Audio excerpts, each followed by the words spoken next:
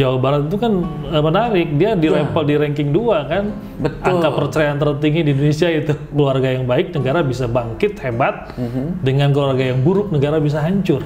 Bahwa proses ta'aruf itu dibalut dengan selimut the power of love. Lamun cinta sudah melekat, tai kotoge secepet. Para kaula muda mempersiapkan diri, tentu harus ada tahapan-tahapan dalam persiapan itu. Bahwa boleh dia menikah kalau dia kursus dulu, bubarnya rumah tangga, itu ranking pertama nasional itu faktor ekonomi. Ekonomi ya? Faktor ekonomi yang pertama itu. Dari nasional, 80% perceraian itu adalah gugat cerai istri pada suami.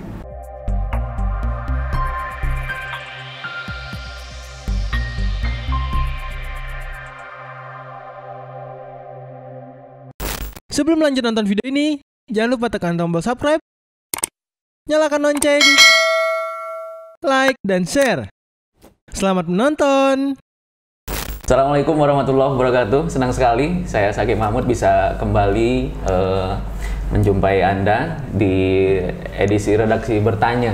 Kedatangan seorang tokoh di Kabupaten Purwakarta ini, semua orang sudah kenal. Beliau adalah Yusef Solahuddin, dosen di SEAI Al-Muhajirin, kemudian sekretaris umum di Majelis Ulama Indonesia Kabupaten Purwakarta, kemudian penyuluh di Kemendag Purwakarta. Saya langsung aja nih kepada terutama kaitannya dengan buku Membangun Keluarga Samawa, Tips di Tengah Badai Tsunami Perceraian. Lebih seputar pendidikan mungkin dan perkawinan kan. Di yang pertama ini saya ingin ini kan apa saja sih sebenarnya yang terutama untuk teman-teman muda ini tentang persiapan apa saja yang harus dilakukan sebenarnya sebelum memasuki gerbang perkawinan ini. Ya, yang pertama tentu kami ucapkan terima kasih bisa bersilaturahim. Alhamdulillah. Media, saya yang berterima kasih. Yang kedua tentu kita tahu bahwa memang sekarang kondisinya sudah badai tsunami perceraian ya, karena statistik data-data menunjukkan angka perceraian itu luar biasa. Ini dari survei Anda berarti? Ya, dari data-data yang saya himpun, kemudian juga data kita ini memang di tingkat Jawa Barat itu kan menarik, dia di level di ranking 2 kan. Betul. Angka perceraian tertinggi di Indonesia itu. Bahkan sekarang memenya itu teman-teman kadang-kadang ini janda-janda baru. Jadi Jabar itu ranking 2 di antara provinsi nasional yang banyak perceraian.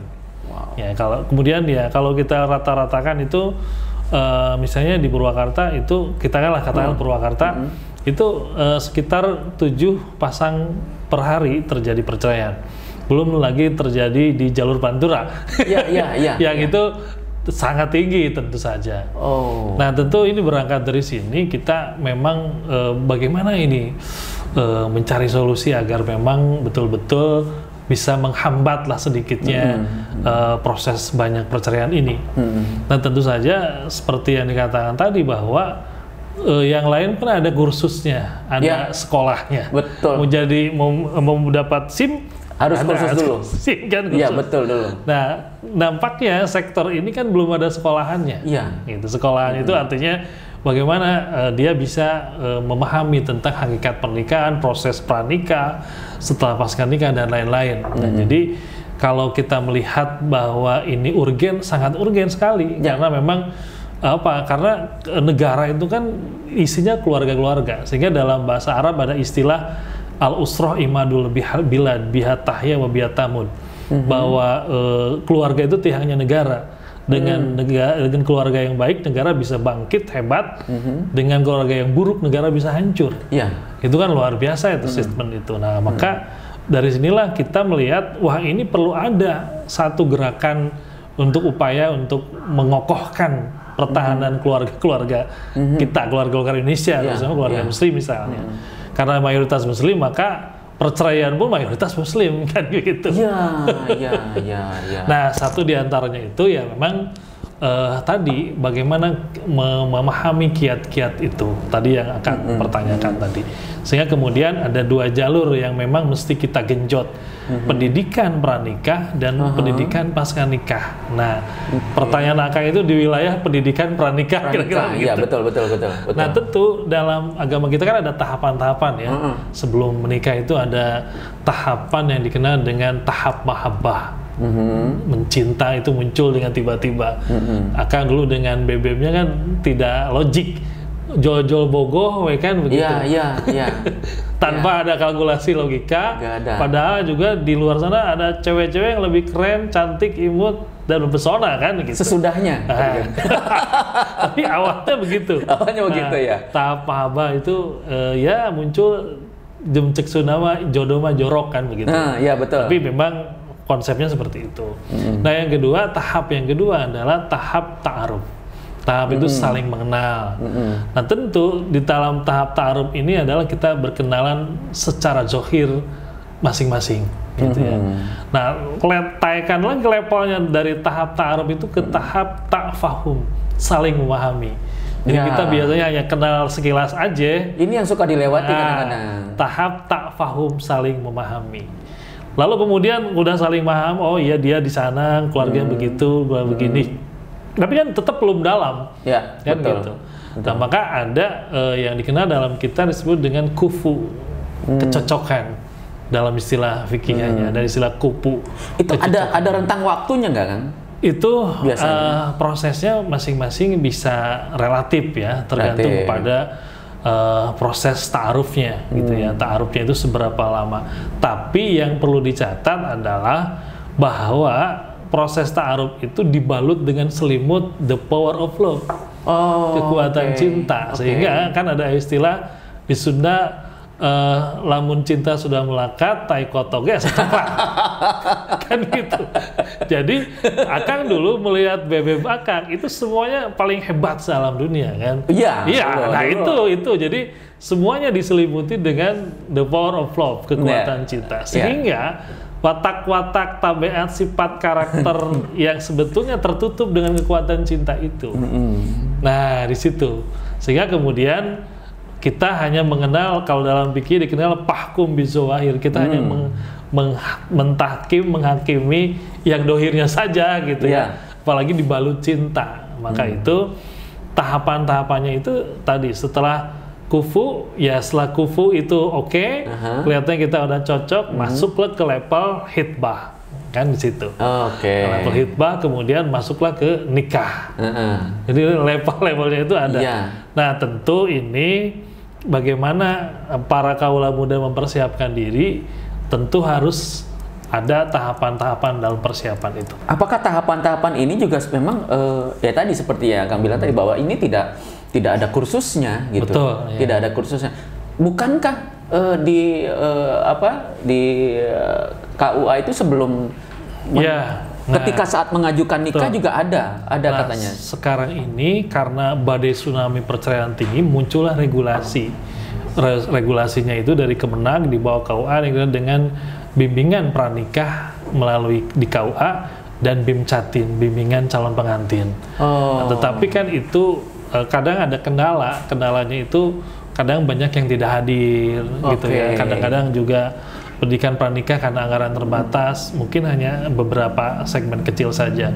Sehingga kemudian gerakan ini juga bisa lah itu memberikan setitik untuk menahan laju itu, tapi jadi kurang maksimal. Kalau di negara lain kan bahwa boleh dia menikah kalau dia kursus dulu, kayak di Malaysia yang lain wajib itu ikut kursus.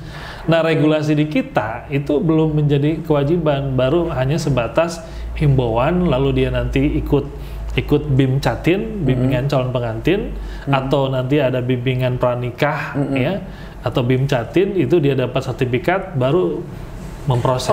Harus ada dulu sekarang sertifikatnya. Ya, tapi kan itu baru himbauan, belum jadi diwajibkan. Kalau di negara lain kayak di Malaysia misalnya saya tahu itu diwajibkan untuk kursus nikah dulu.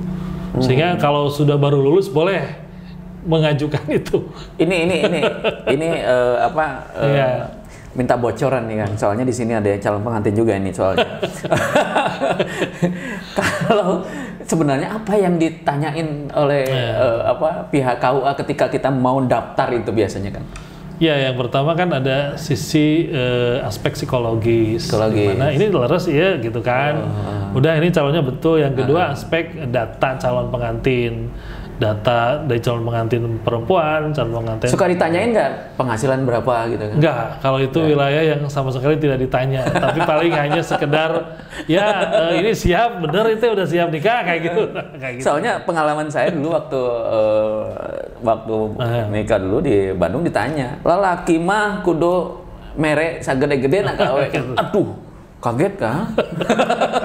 Itu sebenarnya apa sih maksudnya? Ya betul, bahwa nikah itu nanti ada dimensi ekonomi. Di dalam nanti berumah tangga perlu ada pegangan dasar, tetapi itu jangan menjadi sebuah sebuah hambatan. Karena apa ya tadi untuk misalnya memberikan sesuatu untuk pernikahan, biaya nikah, ya itu kan relatif, tergantung kepada hasil kesepakatan. Mau paket hemat, paket kopin sekarang apalagi kan bisa aja. Apa di KUA itu sendiri ada menikah di KUA ya, itu ada. Sekarang itu kan menikah itu gratis bagi yang tidak mampu. Kemudian jam kerja dan waktu kerja serta tempatnya di KUA. 0 rupiah. Tapi kalau kemudian nanti dia nikahnya di luar jam kerja, di tempat di lain di KUA, kayak misalnya Sabtu Minggu atau di rumah, maka itu ada biaya Rp600.000. Tapi itu uangnya tidak di KUA, transfernya ke Kemenag Pusat. Kan? Jadi ke KUA-nya nggak ada. Iya. Nah, balik lagi ke tadi the power of love tadi. Ya. Kadang-kadang kita suka dibutakan oleh itu. Kan gitu. itu sebenarnya hal yang wajar nggak sih ketika kita kemudian fokus selalu nggak ada lagi yang lain gitu. Ya, itu kan tahapan mahabbah tadi, bahwa Allah menghembuskan rasa cinta, misalnya Akang dengan saya, dengan calon istri saya dulu, itu nyaris tanpa logika apa-apa, jauh-jauh ketemu, lalu kemudian kalau mendengar suaranya itu ada getaran-getaran tertentu kan, langkah pun mesti gemetar segala macam. Tapi itu tadi, bahwa itu proses fitrah mahabbah namanya. Nah, bagaimana setelah itu tentu saja nanti menikah sudah mulai terbuka yang sebenarnya. Jadi yang tadi tertutup oleh tabir-tabir cinta yang kalau sekarang istilahnya mesti bucin ya, budak cinta. Sekarang itu nanti pelan tapi pasti nanti akan terbuka nanti. Nah, maka perlu di sini kiat-kiatnya dalam mengelola tabir-tabir itu sudah mulai terbuka. Seminggu, sebulan, kemudian tahun, itu sudah terlihat aslinya seperti apa. Ya, nanti, karena itu adalah konsep sakinah mawaddah, disitulah nanti mainnya. Nah, saya nanti akan lebih ke sana. Tapi gini, Kang, bahwa cinta itu membutakan tadi, ya. Tapi kemudian cinta saja nggak cukup katanya. Ya. Nah, orang sekarang bilangnya gitu. Gimana itu, Kang? Ya, betul, memang. Bahwa itu menjadi modal dasar, karena Rasul selalu bertanya kepada sahabat, misalnya, apa kamu mencintai? Iya Rasul, saya mencintai. Namun ada juga orang, ketika kasus zaman Rasul, ada orang yang dinikahkan, kemudian si perempuannya itu berkata, ya Rasul, saya nggak cinta, saya dipaksa gitu. Dan akhirnya udah jangan jadi nikahnya gitu. Jadi itu cinta itu modal pertama. Tapi bahwa nanti perlu ada penopang kekuatan cinta, yes. Misalnya aspek ekonomi dasar. Tapi ekonomi juga tidak hal yang merupakan sesuatu yang mutlak gitu. Malahan Rasul lebih cenderung fadbar bidatidin taribat yadaka. Pilihlah yang bagus agamanya, akan menenteramkan kamu. Walaupun Rasul menyebutkan ada menikah itu kan ada 5 liha karena hartanya sih, lupa duit ya, sikat gitu kan. Ada kemudian lijama liha, kata Rasul, menikah itu hanya karena saya mah ada gelis si etak mah gitu ya. Yang ada yang ketiga walinasabiha, karena memang keturunannya yang menaki mah ya. Tak ada lidiniha, ada karena faktor agamanya. Nah, kata Rasul memberikan guide kepada kita untuk mereka yang sebaiknya kita pilih yang fadfar bidatidin, yang kuat agamanya. Kenapa? Karena kalau dia kuat agamanya, maka dia punya pengendalian self kontrolnya baik nanti ketika jadi suami. self kontrolnya baik ketika jadi istri gitu. Nah itu kunci yang disampaikan oleh Kangjeng Nabi gitu ya. Lebih Nabi mendorong untuk pada kematangan psikologis. Kang, ini ada nggak data bahwa dari yang peristiwa perceraian tadi, gitu misalkan rata-rata ini mereka itu dari, kalau misalkan kita indikan sekolahnya formal, gitu, lalu bukan mendikotomi sebenarnya, ada yang dari pesantren gitu loh, rata-rata dari mana itu? Ya kalau kita background ininya, kalau kalkulasi data berdasarkan pendidikan memang belum ada. Belum ada ya. Tapi kalau kita melihat penyebab secara nasional kenapa terjadi bubarnya rumah tangga, itu ranking pertama nasional itu faktor ekonomi. Ekonomi ya. Faktor ekonomi yang pertama itu. Yang kedua faktor disharmoni gitu ya. Yang ketiganya faktor KDRT dan perselingkuhan dan lain-lain lah gitu. Nah jadi ya apalagi pasca pandemi itu angka perceraian melonjak sangat tajam. Oh, meningkat ya? Sangat tajam. Karena efek dari COVID kan banyak yang dirumahkan, banyak yang di PHK, dagang secara repi, dagang bangkrut segala macam, sehingga itu terjadi banyak. Kemudian yang menarik adalah dari nasional 80% perceraian itu adalah gugat cerai istri pada suami. Oh. Jadi sekarang tren loh. Jadi istri menggugat cerai pada suaminya. Jadi angkanya paling tinggi, sekitar 80%, 20% suami menceraikan istrinya. Nah, ini kan sesuatu yang luar biasa ini kondisi seperti ini. Iya. Nah seperti itu. Jadi kalau data berdasarkan tingkat pendidikan memang ini. Dan tren perceraian di PNS juga sangat tinggi, khususnya di kalangan guru misalnya. Seperti itu paling datanya tuh. Iya, Kang, ini juga kalau lihat fenomena itu, berarti kan sekarang perempuan sudah mulai berani bersuara kan sebenarnya, kayak gitu. Kemudian tidak lagi didominasi oleh laki-laki. Betul. Kan? Nah, sebenarnya kalau lihat dari apakah karena faktor pendidikan atau memang yang namanya kesamaan hak itu sudah mulai disadari betul oleh kaum perempuan ini. Iya, yang pertama memang sekarang ini kan faktor kuatnya informasi, sehingga kemudian menimbulkan wawasan di kalangan perempuan ya, tentang bahwa perempuan juga punya bola untuk menimbulkan satu bubarnya rumah tangga. Jadi juga ikut bisa memutuskan, dengan faktor informasi yang masif ini menjadikan wanita juga punya keberanian untuk menyampaikan, apalagi ada undang-undang KDRT, ada informasi segala macam. Jadi faktor utama adalah memang wawasan wanita semakin meningkat dengan itu, dengan adanya informasi ini, sehingga trennya semakin tinggi. Yang kedua memang juga sekarang ini kan orang lebih banyak bursa kerja itu wanita ya. Jadi betul. Dia juga akhirnya punya kepercayaan diri untuk bisa mandiri. Kalaupun dia misalnya terobah-robah, geus lah riut gugat cerai, kemudian karena dia sudah punya topangan ekonomi sehingga dia juga bisa untuk melakukan itu. Tapi secara pikir memang ada itu di situ. Saya makin tertantang. Ada banyak yang ingin saya tanyakan. Setelah ini mungkin kita agak dalam lagi nanti ke wilayah bagaimana sebenarnya setelah perkawinan itu sendiri kan ada kewajiban-kewajiban suami, terutama nanti lebih ke pendidikan kan. Kita akan bahas setelah ini.